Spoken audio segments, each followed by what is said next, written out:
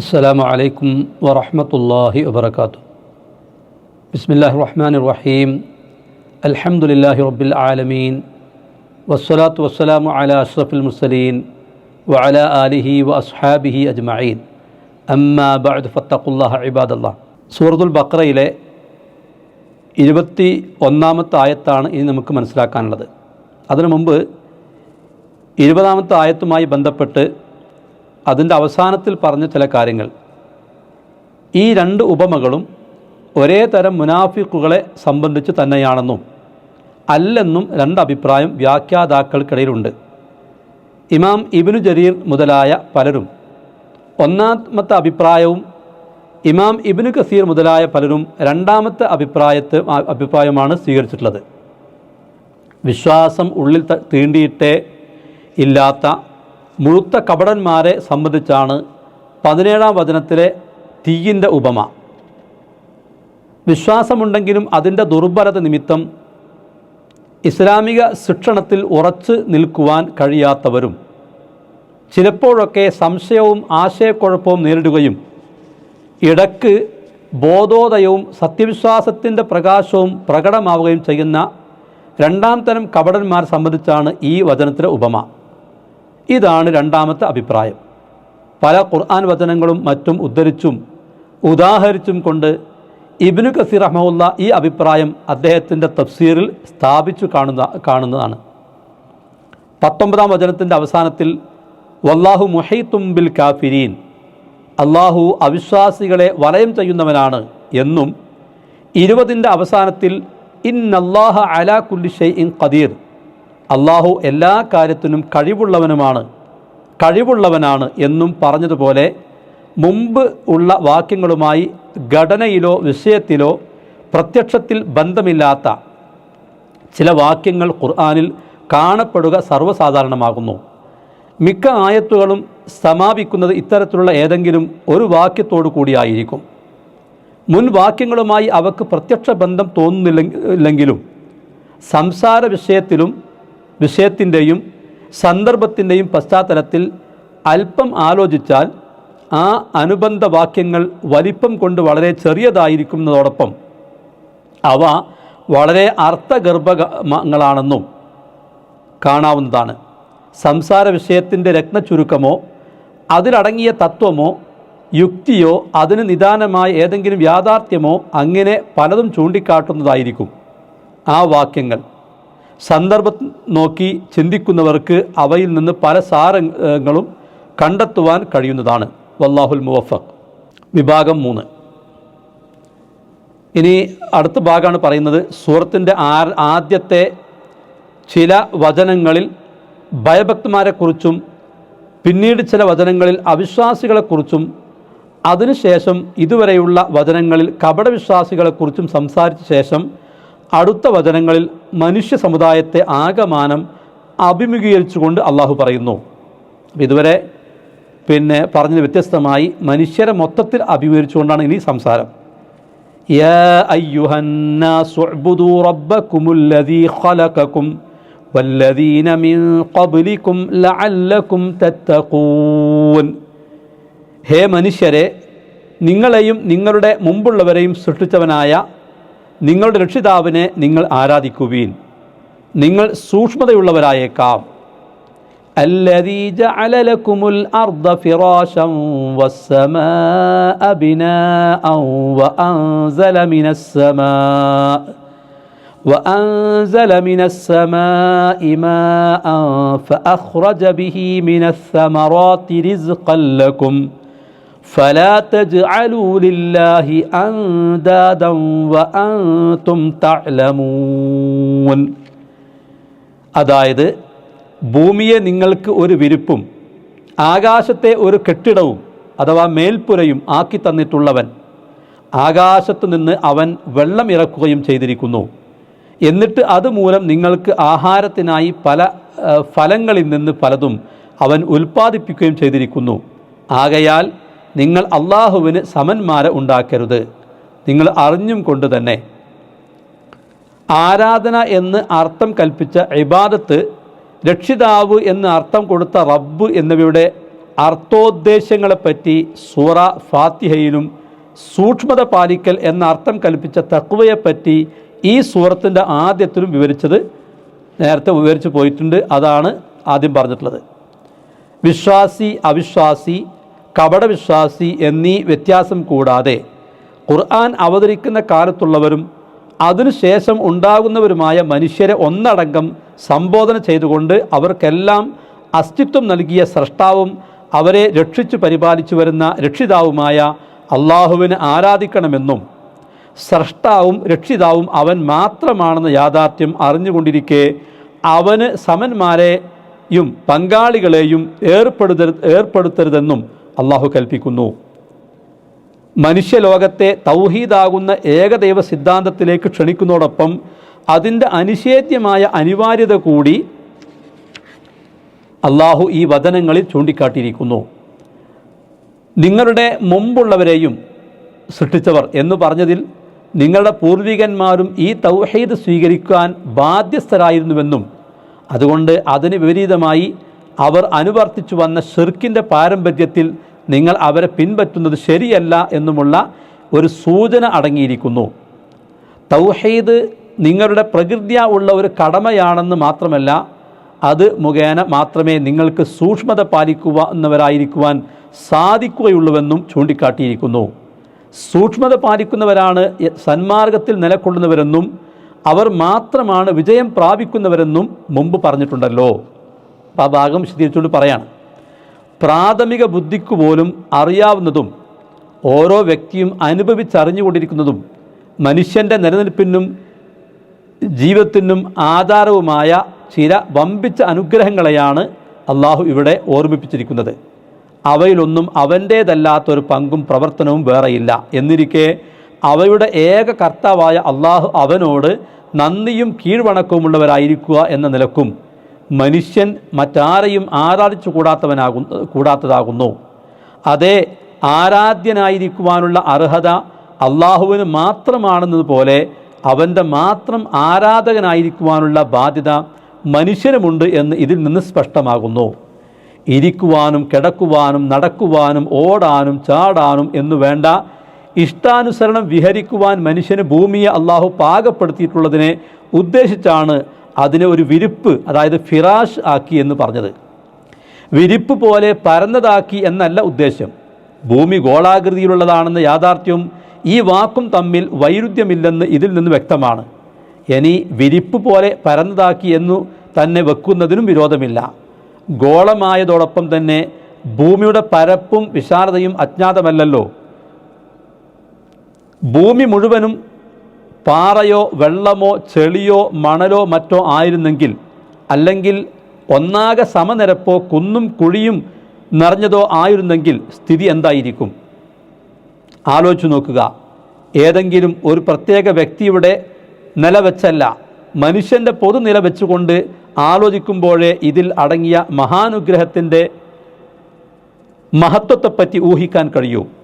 ഭൂമിയെ ഒരു വമ്പിച്ച വീടായി സങ്കല്പിക്കുക.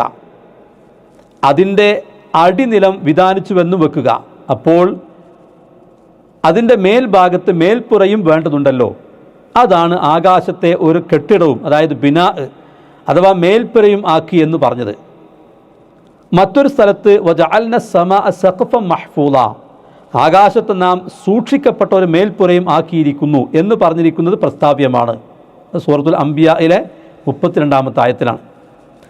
ശരി, ഇനി ഈ വീട്ടിലെ നിവാസികൾക്ക് ദാഹത്തിന് വെള്ളവും വിശപ്പിന് ഭക്ഷണവും വേണമല്ലോ. അതിനായി ആ ആകാശത്ത് നിന്ന്, അതായത് ഉപരിഭാഗത്ത് നിന്ന് മഴ വർഷിപ്പിച്ചു കൊണ്ടിരിക്കുന്നു.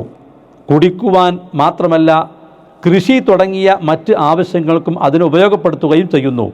അതുവഴി ഭൂമിയിൽ പലതരം ഫലവർഗ്ഗങ്ങളും ഉൽപ്പന്നങ്ങളും അവൻ ഉൽപ്പാദിപ്പിച്ചിരിക്കുന്നു. ഇതിനെപ്പറ്റി മറ്റൊരു സ്ഥലത്ത് അള്ളാഹു പറയുന്നത് ഇങ്ങനെയാകുന്നു: അള്ളാഹുവത്രേ യാതൊരുവൻ, അവൻ നിങ്ങൾക്ക് ഭൂമിയെ സ്ഥാനവും ആകാശത്തെ കെട്ടിടവും ആക്കിയിരിക്കുന്നു. അവൻ നിങ്ങൾക്ക് രൂപം നൽകുകയും എന്നിട്ട് നിങ്ങളുടെ രൂപങ്ങളെ നന്നാക്കുകയും ചെയ്തിരിക്കുന്നു. വിശിഷ്ട വസ്തുക്കളിൽ നിന്ന് നിങ്ങൾക്ക് അവൻ ആഹാരം നൽകുകയും ചെയ്തിരിക്കുന്നു. അങ്ങനെയുള്ള അവനത്രേ നിങ്ങളുടെ രക്ഷിതാവായ അള്ളാഹു. ഇപ്പോൾ ഭൂമി ഒരു വീട്, അതിൻ്റെ ഉടമസ്ഥനും അത് നിർമ്മിച്ചവനും അള്ളാഹു.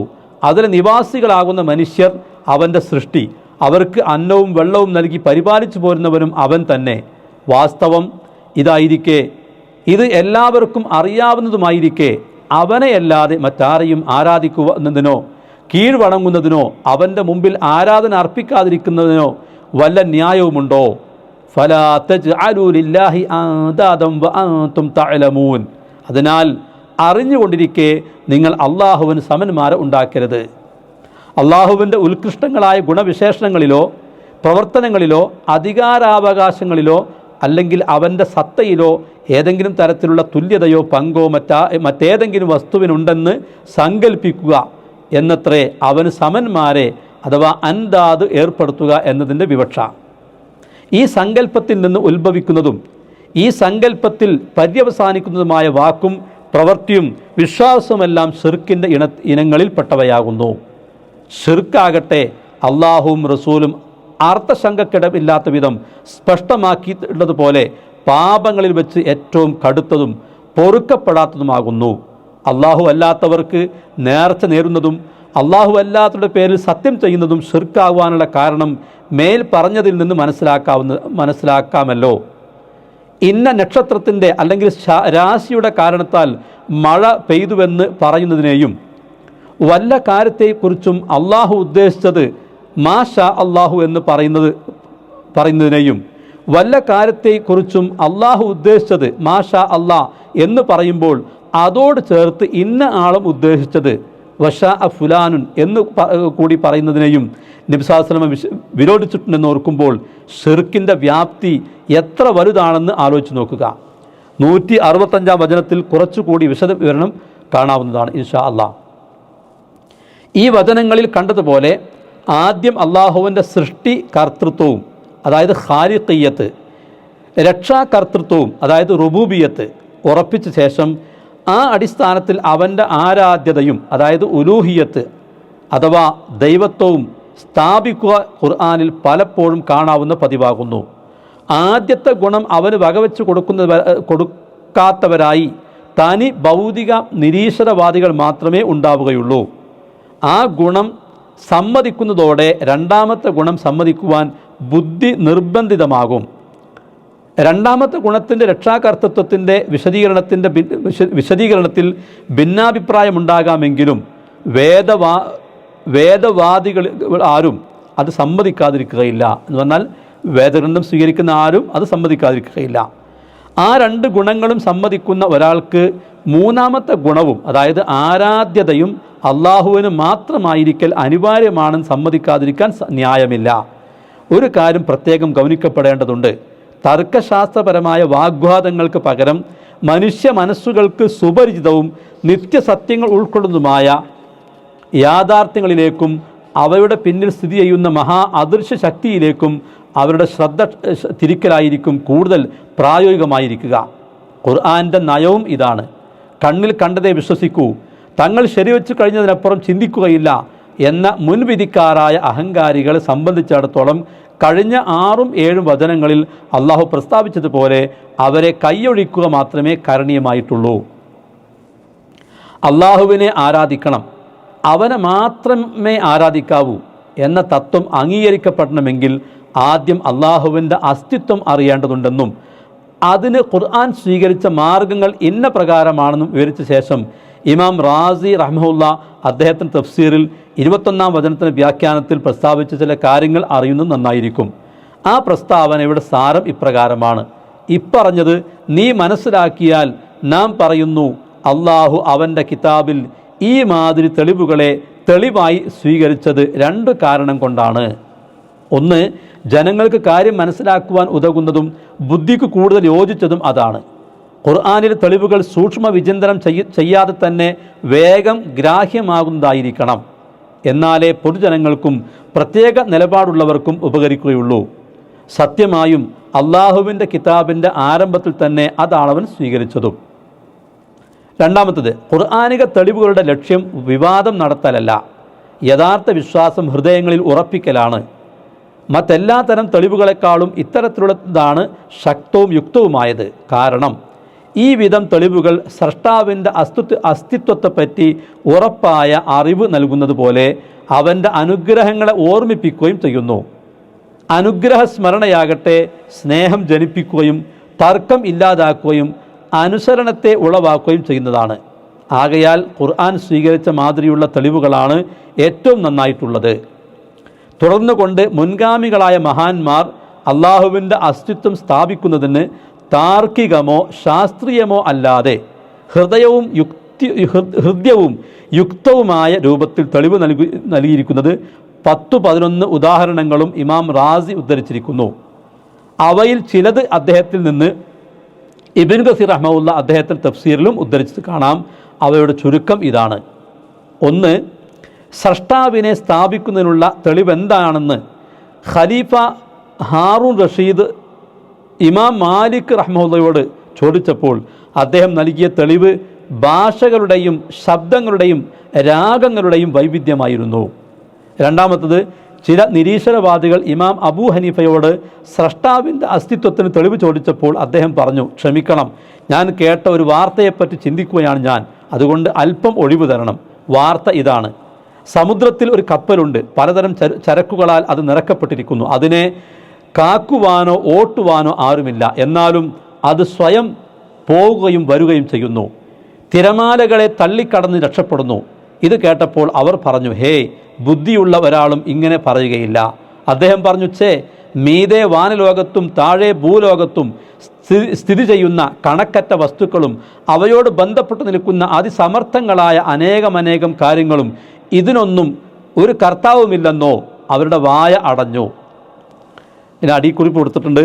യുക്തിവാദികളാകട്ടെ ശാസ്ത്രവാദികളാകട്ടെ നിരീശ്വരവാദത്തിന് തെളിവായി ശ്രോതാക്കളെ അമ്പരപ്പിക്കുന്നതും ആകർഷിക്കുന്നതുമായ എന്തെല്ലാം ന്യായങ്ങൾ അവർക്ക് പറയാനുണ്ടായാലും അവയുടെ എല്ലാം ആകെ സാരം രണ്ടിലൊന്നായിരിക്കും. ഒന്നുകിൽ ഈ അഖിലാണ്ടം ക്രമേണയങ്ങ് സ്വയം രൂപം പൂണ്ടതാണ്, അല്ലെങ്കിൽ ഒരു മഹാവിസ്ഫോടനം നിമിത്തം സ്വയം നിർമ്മിതമായതാണ്. രണ്ടായാലും ശരി, ഇമാം അബൂ ഹനീഫ റഹ്മഹുല്ലയുടെ മറുപടിക്ക് മുമ്പിൽ മുട്ടുകുത്തുവാനേ അവർക്ക് കഴിയൂ.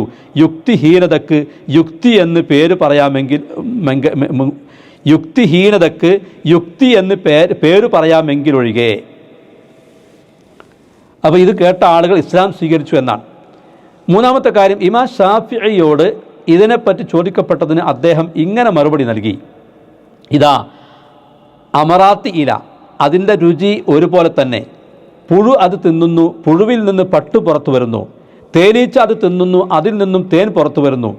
ആടും മാടും കാലികളും തിന്നുന്നു, അവ ചാണകവും കാഷ്ടവും ഇടുന്നു.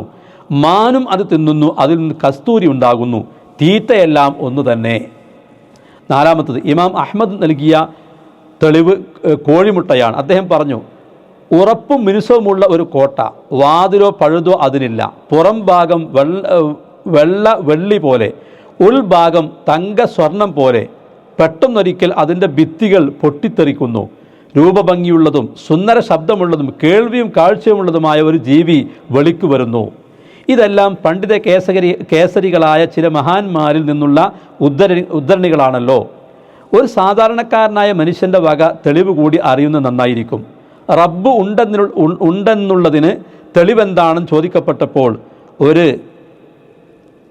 അഅറാബി, അതായത് മരുഭൂവാസി, ഇങ്ങനെ പറഞ്ഞതായി ഇബ്നു കസീർ ഉദ്ധരിക്കുന്നു: യാ സുബ്ഹാനല്ലാ, അത് ആശ്ചര്യത്തോടെ പറയുന്നതാണ്.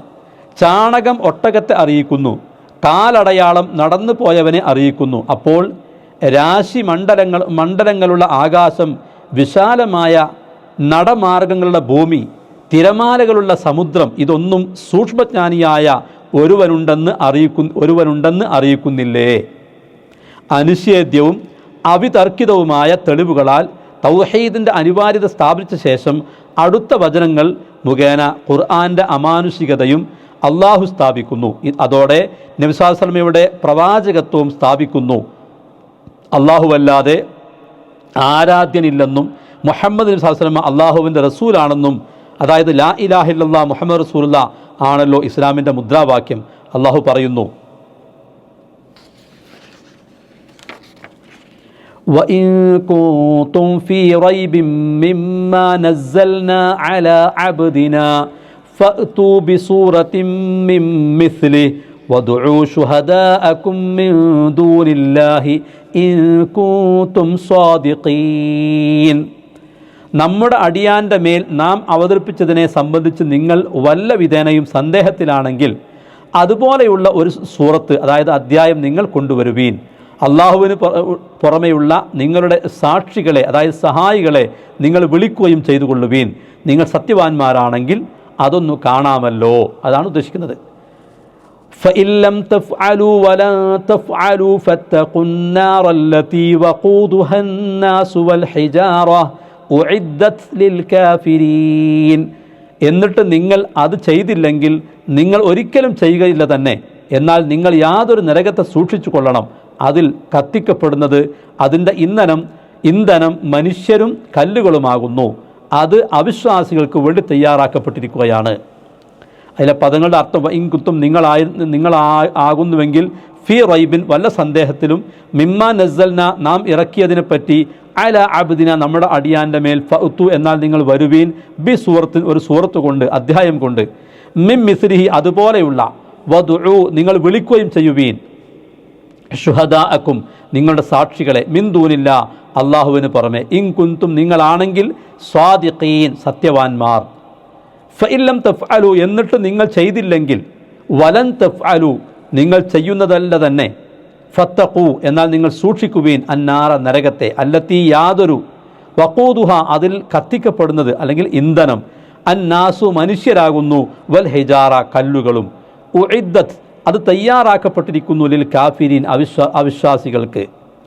മുഹമ്മദ് നബി സ്വല്ലല്ലാഹു അലൈഹി വസല്ലം കൊണ്ടുവന്നിട്ടുള്ള ഈ ഖുർആൻ അള്ളാഹു അവതരിപ്പിച്ചത് അല്ലെന്നോ അത് അദ്ദേഹമോ അദ്ദേഹത്തിന് വേണ്ടി മറ്റാരെങ്കിലുമോ കെട്ടിച്ചമച്ചതാണെന്നോ അദ്ദേഹത്തിൻ്റെ ദിവ്യ ദൗത്യവാദം ശരിയല്ലെന്നോ വാദിക്കുകയോ സംശയിക്കുകയോ ചെയ്യുന്നവർക്കെല്ലാം അവർ ഏതു കാലദേശക്കാരായാലും ശരി ഒരു വമ്പിച്ച വെല്ലുവിളിയാണിത്.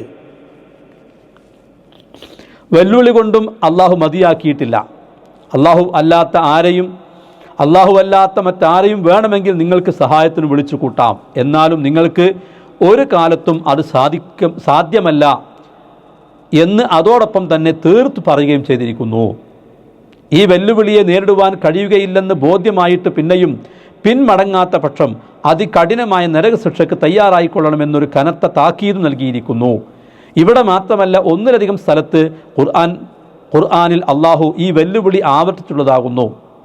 സൂറത്തുൽ ഇസ്രായിൽ കാണാം, ഖുൽ ലഇൻ ഇജ്തമഅത്തിൽ ഇൻസു വൽ ജിന്നു അലാ അൻ യഅ്തു ബിമിസ്ലി ഹാദൽ ഖുർആൻ ലാ യഅ്തൂന ബിമിസ്ലിഹി വലൗ കാന ബഅ്ദുഹും ലിബഅ്ദിൻ ളഹീറ. ഈ ഖുർആൻ പോലെയുള്ളതൊന്ന് കൊണ്ടുവരാൻ മനുഷ്യരും ജിന്നുകളും ഒത്തൊരുമിച്ചാലും അവർ അതുപോലെ ഒന്ന് കൊണ്ടുവരികയില്ല. അവരിൽ ചിലർക്ക് പിന്തുണ നൽകുന്നവരായാലും ശരി. ഖുൽ ഫഅ്തു ബിഅശ്രി സുവരിൻ മിസ്ലിഹി മുഫ്തറയാത്തിൻ വദ്ഉ മൻ ഇസ്തതഅ്തും മിൻ ദൂനില്ലാഹി ഇൻ കുൻതും സ്വാദിഖീൻ. പറയുക, എന്നാൽ കെട്ടിച്ചമക്കപ്പെട്ട ഒരു 10 സൂറത്തുകളെ ഇതുപോലെ നിങ്ങൾ കൊണ്ടുവരുവീൻ. അള്ളാഹുവിന് പറയുമ്പോൾ നിങ്ങൾക്ക് സാധ്യമായവരൊക്കെ നിങ്ങൾ വിളിക്കുകയും ചെയ്തു കൊള്ളുവീൻ, നിങ്ങൾ സത്യവാന്മാരാണെങ്കിൽ. ഖുൽ ഫഅ്തു ബിസൂറത്തിൻ മിസ്ലിഹി വദ്ഉ മൻ ഇസ്തതഅ്തും മിൻ ദൂനില്ലാഹി ഇൻ കുൻതും സ്വാദിഖീൻ. സൂറത്ത് യൂനുസിലെ 38-ാമത്തെ ആയത്ത്.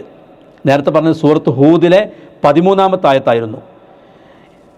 പറയുക, എന്നാൽ ഇതുപോലെയുള്ളതായ ഒരു സൂറത്ത് നിങ്ങൾ കൊണ്ടുവരുവീൻ. അള്ളാഹുവിന് പുറമെ നിങ്ങൾക്ക് സാധ്യമായവരൊക്കെ നിങ്ങൾ വിളിക്കുകയും ചെയ്തു കൊള്ളുവീൻ, നിങ്ങൾ സത്യവാന്മാരാണെങ്കിൽ. ഈ 3 മക്കീ സൂറത്തുകളിലായി കുറേ കാലം മുശ്രിക്കുകൾക്കിടയിൽ പരസ്യമായി ആവർത്തിക്കപ്പെട്ടു വന്ന ഈ വെല്ലുവിളി ഇപ്പോൾ ഈ സൂറത്തിൽ വെച്ച് മദീനയിലെ യഹൂദികൾക്കും മുനാഫിക്കുകൾക്കും മധ്യേ അള്ളാഹു വീണ്ടും ആവർത്തിക്കുകയാണ്. ഖുർആൻ പോലെയുള്ള ഒരു ഗ്രന്ഥം, അത് ബിമിസ്ലി ഹാദൽ ഖുർആൻ എന്നതിൻ്റെ സ്ഥാനത്ത് ഒരിക്കൽ 10 സൂറത്ത് അശ്രി സുവരിൻ കൊണ്ടുവന്നാൽ മതി എന്ന് പറഞ്ഞു. മറ്റൊരിക്കൽ ഒരൊറ്റ സൂറത്ത് കൊണ്ടുവരുവീൻ എന്നും പറഞ്ഞു നോക്കി. എല്ലായ്പ്പോഴും മൗനമല്ലാതെ മറ്റൊരു പ്രതികരണവും ഉണ്ടായില്ല. ഖുർആനിലെ സൂറത്തുകൾ പല വലിപ്പത്തിലുള്ളവയാണല്ലോ. 3 ചെറിയ ആയത്തുകൾ മാത്രം ഉൾക്കൊള്ളുന്നതും അവയിലുണ്ട്. സൂറത്തുൽ കൗസർ പോലെ. ആ സ്ഥിതിക്ക് അതുപോലെ ഒരു ചെറിയ സൂറത്തെങ്കിലും കൊണ്ടുവന്നാൽ ഈ വെല്ലുവിളിയെ നേരിട്ടതായി അവർക്ക് അഹങ്കരിക്കാമായിരുന്നു. അള്ളാഹുവിനെ മാത്രം കൂട്ടുവിളിക്കാതിരുന്നാൽ മതി. അവന് പുറമെ മറ്റാരെയും, അവന് പുറമെ മനുഷ്യരെയും ജിന്നുവർഗത്തെയും എല്ലാം തന്നെ കൂട്ടിനും സഹായത്തിനും വിളിക്കാം എന്നുകൂടി അനുവദിച്ചു കൊടുത്തു. അവരുടെ നിഷേധത്തിന് ന്യായത്തിൻ്റെ വല്ല കണികയുമുണ്ടെങ്കിൽ അത് വെളിച്ചത്ത് വരട്ടെ. അതൊന്നു ചെയ്തു നോക്കുവാൻ പലവട്ടം കൊല്ലങ്ങളോളം തന്നെ ആഹ്വാനം ചെയ്തു. അവരുടെ മറുപടിക്കൊന്നും കാത്തിരിക്കാതെ അർത്ഥശങ്കക്കിടയില്ലാത്ത ഭാഷയിൽ അള്ളാഹു അതാ തീർത്തു പറയുന്നു, ഒരു കാലത്തും നിങ്ങൾക്കത് ചെയ്യുക സാധ്യമല്ല. ഇതൊക്കെ ആയിട്ടും അക്കാലത്തോ അന്ന് തൊട്ട് ഇന്ന് വരെയോ വെല്ലുവിളി നേരിടുവാൻ യാതൊരാളും ധൈര്യപ്പെട്ടിറങ്ങിയതായി ചരിത്രമില്ല. കാലാവസാനം വരെ ഈ വെല്ലുവിളി മുസ്ഹഫിൻ്റെ താളുകളിൽ അതേപടി അവശേഷിക്കുക തന്നെ ചെയ്യും. അറബി സാഹിത്യത്തിൻ്റെ പരമകാഷ്ഠ പ്രാപിച്ചവരെന്ന് പ്രസിദ്ധി നേടിയ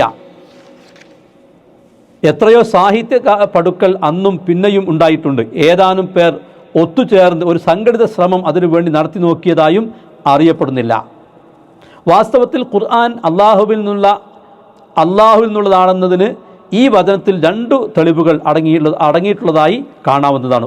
ഒന്ന്, ഈ വെല്ലുവിളിയെ വെല്ലുവാൻ ആർക്കും കഴിയാത്തതും അതിന് ഒരിക്കലും കഴിയുകയില്ലെന്ന് ഖണ്ഡിതമായി മുൻകൂട്ടി പ്രവചിച്ചതും. അതായത് ഈ വെല്ലുവിളിയെ വെല്ലുവാൻ ആർക്കും കഴിയാത്തതും അതിന് ഒരിക്കലും കഴിയുകയില്ലെന്ന് ഖണ്ഡിതമായി മുൻകൂട്ടി പ്രവചിച്ചതും. ഇനി ഖുർആൻ്റെ അമാനുഷികത, ഇഅ്ജാസ്, ഇത് കാരണമാണ് അതുപോലെയുള്ള ഒരു ഗ്രന്ഥമോ അധ്യായമോ കൊണ്ടുവരാൻ ആർക്കും കഴിയാത്തതെന്ന് പറയേണ്ടതില്ല. ഈ അമാനുഷികത അതിൻ്റെ ഏത് തുറയിലാണുള്ളത്? ഈ വിഷയത്തിൽ പലതും പറഞ്ഞു കാണാമെങ്കിലും അതിൻ്റെ ഭാഷാ ശൈലികളിലും ആശയങ്ങളിലും തത്വസിദ്ധാന്തങ്ങളിലും പ്രതിപാദനങ്ങളിലുമെല്ലാം തന്നെ അത് വ്യാപിച്ചു കിടക്കുന്നുവെന്നതാണ് പരമാർത്ഥം. ഇതിനെപ്പറ്റി മുഖവുരയിൽ ആവശ്യമായ വിവരണം നൽകിയിട്ടുണ്ട്. ഇവയിൽ ഏതെങ്കിലും ഒരു തുറയിൽ പോലും അതിനോട് തികച്ചും കിടയൊക്കുന്നതെന്ന് അംഗീകരിക്കപ്പെട്ട ഒരു ഗ്രന്ഥം ഇതുവരെ ഉണ്ടായിട്ടില്ല. മനുഷ്യകൃതികളായ ഗ്രന്ഥങ്ങളിൽ മാത്രമല്ല, മുൻ വേദഗ്രന്ഥങ്ങളിൽ പോലും ഖുർആനെ പോലെ ഒരു ഗ്രന്ഥമുണ്ടായിട്ടില്ല. അതുകൊണ്ടാണ് നബി സല്ലല്ലാഹു അലൈഹി വസല്ലമയുടെ സത്യതയ്ക്കുള്ള നിത്യ ദൃഷ്ടാന്തമായി ഖുർആൻ നിലകൊള്ളുന്നതും.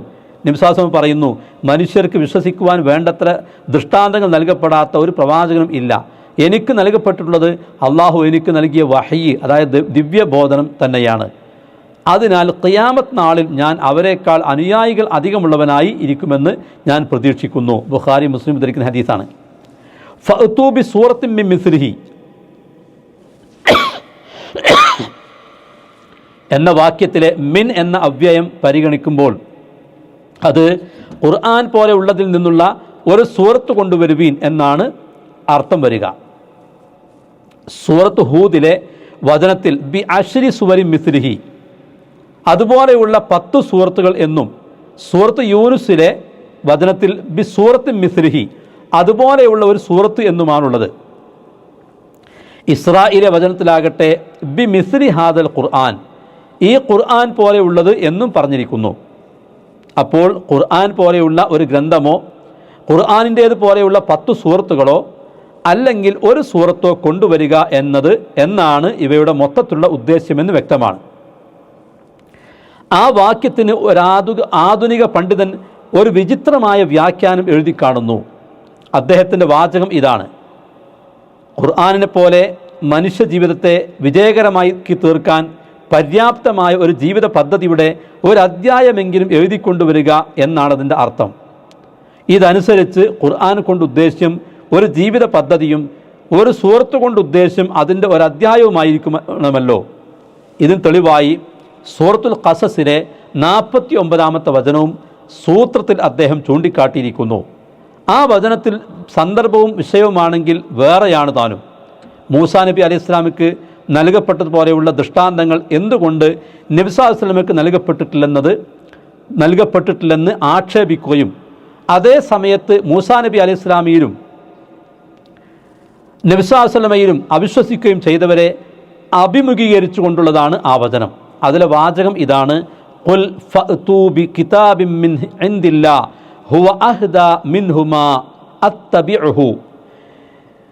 പറയുക, എന്നാൽ ആ രണ്ടിനേക്കാളും, രണ്ടു നബിമാരും കൊണ്ടുവന്നതിനേക്കാളും മാർഗദർശകമായുള്ള ഒരു ഗ്രന്ഥം അള്ളാഹുവിങ്കിൽ നിന്നും നിങ്ങൾ കൊണ്ടുവരുവീൻ, ഞാൻ അതിനെ പിൻപറ്റിക്കൊള്ളാം. രണ്ടും രണ്ട് വിഷയമാണെന്ന് പ്രഥമ ദൃഷ്ട്യാ തന്നെ വ്യക്തമാണല്ലോ.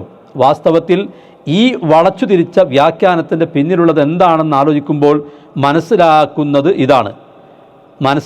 ഇതാണ്. ഖുർആൻ്റെ ഭാഷാ സാഹിത്യം അവതരിച്ച കാലത്തെ സംബന്ധിച്ചിടത്തോളം വളരെ ഉന്നത നിലവാരത്തിലുള്ളതാണെങ്കിലും എല്ലാ കാലത്തേക്കും അതിൻ്റെ ഉന്നത സ്ഥാനം ബാധകമല്ല. ഭാഷാ സാഹിത്യത്തിൽ അതുപോലെയോ അതിനേക്കാൾ കവിഞ്ഞ നിലയിലോ ഉള്ള ഗ്രന്ഥം മനുഷ്യരാൽ നിർമ്മിക്കപ്പെടുന്നതിന് വിരോധമില്ല. സാഹിത്യശാസ്ത്രം അന്നത്തേക്കാൾ വളരെ പുരോഗമിച്ചു കഴിഞ്ഞിരിക്കുന്നു എന്നൊക്കെയുള്ള ചില പുതിയ വാദക്കാർ ഇന്നത്തെ ആധുനിക പണ്ഡിതന്മാരിലുണ്ട്. ആ വാദമായിരിക്കാം ഇതിൻ്റെ പിന്നിലുള്ളതെന്ന് തോന്നുന്നു. ഖുർആന് തുല്യമായ ഒരു ഗ്രന്ഥമല്ലെങ്കിൽ അതിലെ ഒരധ്യായമെങ്കിലും കൊണ്ടുവരാൻ സാധ്യമല്ലെന്ന് ബോധ്യമായിട്ട് പിന്നെയും അതിൽ വിശ്വസിക്കാത്ത പക്ഷം അത് മർക്കടമുഷ്ടിയും അഹങ്കാരവും മാത്രമാണെന്ന് സ്പഷ്ടമാണല്ലോ.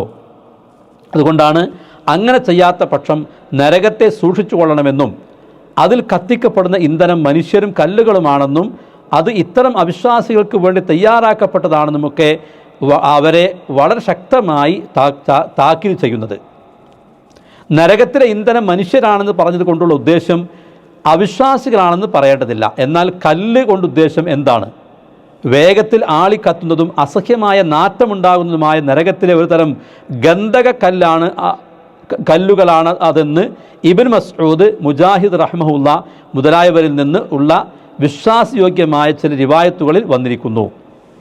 വിഗ്രഹാരാധകന്മാർ ആരാധിച്ചു വന്ന കല്ലുകളാണെന്നും ചിലർ പ്രസ്താവിക്കുന്നു.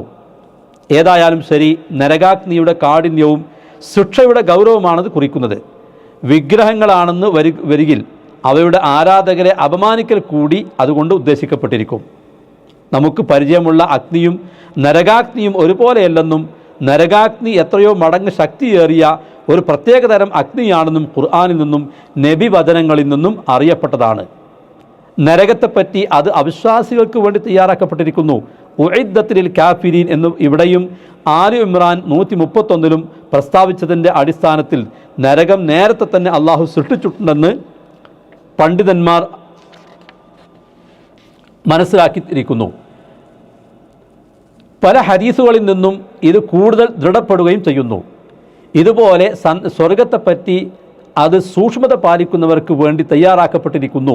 ഉഇദ്ദത്തിൽ മുത്തഖീൻ എന്ന് 3:133 സത്യവിശ്വാസികൾക്ക് വേണ്ടി തയ്യാറാക്കപ്പെട്ടിരിക്കുന്നു. ഉഇദ്ദത്തിൽ ലദീന ആമനു എന്ന് 57:21 അള്ളാഹു പ്രസ്താവിച്ചിരിക്കുന്നു. പക്ഷേ മുഅ്തസില വിഭാഗത്തിൽപ്പെട്ട ചില യുക്തിന്യായങ്ങളുടെ പേരിൽ മുഅ്തസില വിഭാഗത്തിൽപ്പെട്ടവർ ചില യുക്തിന്യായങ്ങളുടെ പേരിൽ ഇതിനോട് യോജിക്കുന്നില്ല. എന്നാൽ ഈ വക വിഷയങ്ങളിൽ യുക്തിന്യായങ്ങൾക്ക് സ്ഥാനമില്ലെന്നും അള്ളാഹുവിൻ്റെയും റസൂലിൻ്റെയും വചനങ്ങളിൽ കാണുന്നത് അതേപടി സ്വീകരിക്കുകയാണ് വേണ്ടതെന്നും ഓർമ്മിക്കേണ്ടതുണ്ട്. വബശ്ശിരിൽ ലദീന ആമനൂ വഅമിലുസ് സ്വാലിഹാത്തി അന്ന ലഹും ജന്നാത്തിൻ തജ്രി മിൻ തഹ്തിഹൽ അൻഹാർ കുല്ലമാ റുസിഖൂ മിൻഹാ മിൻ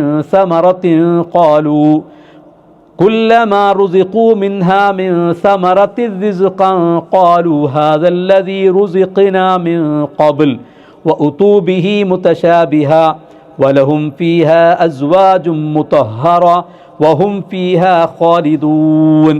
നബിയെ, വിശ്വസിക്കുകയും സൽക്കർമ്മങ്ങൾ പ്രവർത്തിക്കുകയും ചെയ്തവർക്ക് നീ സന്തോഷം അറിയിക്കുകയും ചെയ്യുക. അടിഭാഗത്തിലൂടെ നദികൾ ഒഴുകിക്കൊണ്ടിരിക്കുന്ന സ്വർഗങ്ങൾ അവർക്കുണ്ടെന്ന്, അതിൽ നിന്ന് അവർക്ക് ഏതൊരു ഫലവും ആഹാരമായി നൽകപ്പെടുമ്പോഴെല്ലാം അവർ പറയും, ഇത് മുമ്പ് നമുക്ക് നൽകപ്പെട്ടതാണ് എന്ന്. അതിനെ അവർക്ക് പരസ്പര സാദൃശ്യമുള്ളതായി കൊടുക്കപ്പെട്ടിരിക്കുകയാണ്. അവർക്ക് അതിൽ പരിശുദ്ധരാക്കപ്പെട്ട ഇണകളുണ്ടായിരിക്കും. അവർ അവിടത്തിൽ നിത്യവാസികളുമാകുന്നു. അല്ലാഹു സുബ്ഹാനഹു വ തആല അവൻ്റെ കലാം കൂടുതൽ അറിയാനും പഠിക്കാനും മനസ്സിലാക്കാനും നാം ഏവർക്കും തൗഫീഖ് നൽകി അനുഗ്രഹിക്കുമാറാകട്ടെ. വസല്ലല്ലാഹു വസല്ലം അലാ നബിയിന മുഹമ്മദിൻ വഅലാ ആലിഹി വഅസ്ഹാബിഹി അജ്മഈൻ. അസ്സലാമു അലൈക്കും വറഹ്മത്തുള്ളാഹി വബറകാതുഹു.